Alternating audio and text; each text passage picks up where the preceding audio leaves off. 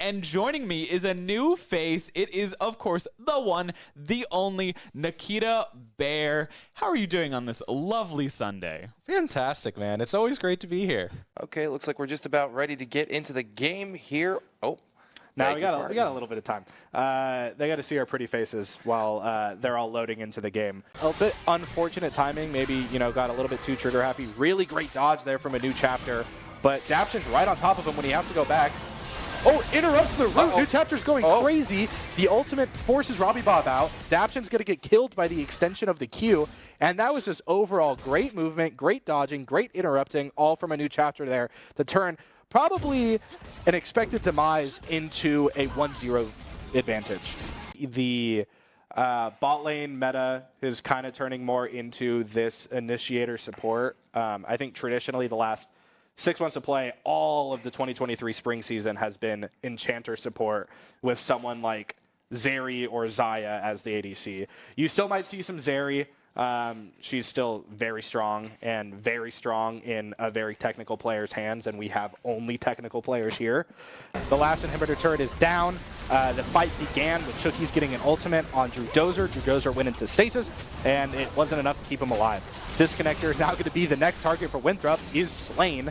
2 inhibitors are down, and this should be the final push that Winthrop needed to end the game. We'll see if ISU can pull out a final stand, but it is looking rough. They definitely have the ability to go super aggressive with that Jarvan. That Jarvan in the jungle can really be a big disruptor. And if you pair that with any of the top lane or the bot lane, there is gank potential. We're waiting for those waves to push in. We're seeing Converse's final defense. We do see Wartrim throw that ultimate.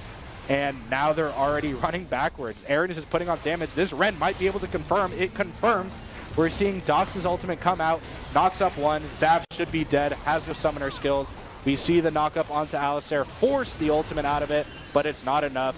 Aaron is going crazy. Aaron should be able to clean up everything here. And that will be a dead Fiora in about 1 second. Gets the ace. And we are getting close, so do you guys have any other final thoughts before? I'll drop one more thing before we send it over to our brilliant casters out there. Mid lane is the lane to watch. They're saying something by drafting this Fiora mid. Yes. And I think once we get into that 15-minute, 20-minute mark, look for team fights and how that Xayah can get into the team fight and do some damage. Specifically for the last game of the stream. And oh my gosh! Oh! A new chapter goes on a killing spree right there.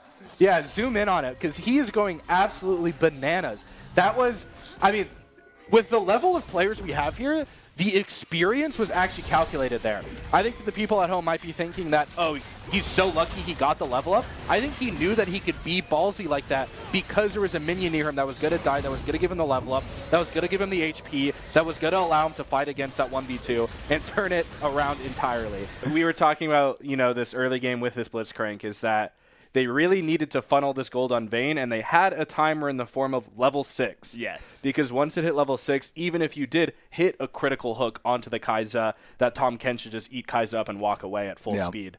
And we saw that a lot. It's always a good time of the day when we get to talk about League of Legends, right?